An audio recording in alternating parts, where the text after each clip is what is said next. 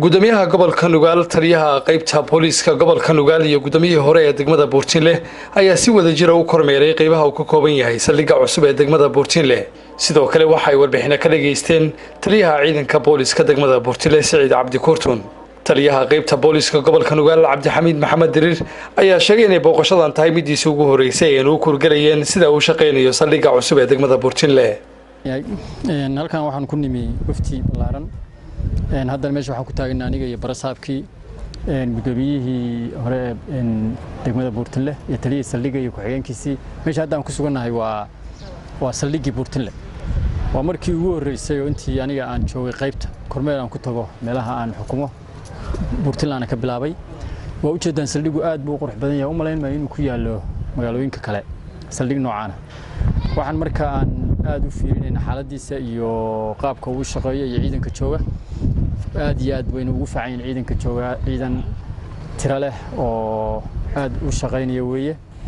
waxaan markaa aad rabnaa inaan dhowr kulmaan u sheego taliyaha iyo maadaama aan hadda meeshaan aan joognay saldhigii tahay si looga faa'iideeyo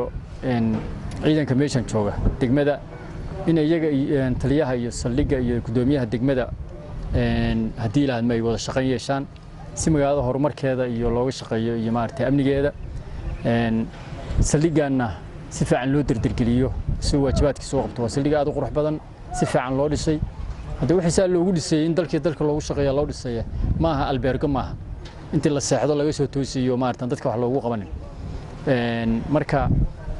taliyuuna aad buu noo tusay meelaha iyo qaababkooda walow ay wali xoogaa ka dhiman yihiin laakiin wax maartay hadda waxa nimnaanaya maartay ciidamada iyo shaqada waxa nimnaanaya ma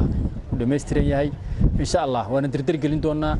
ciidamada joogana aad baanu kormeerkii ugu soo badin doonaa magaaladana inay amniga ka shaqeeyaan katarooda la adkeeyo waa meelaha ugu muhiimsan oo amniga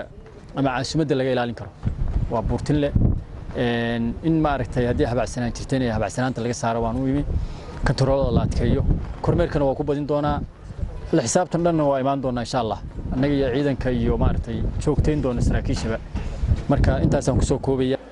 guuleysashid jaamac warbaahinta dawladda Buurtinle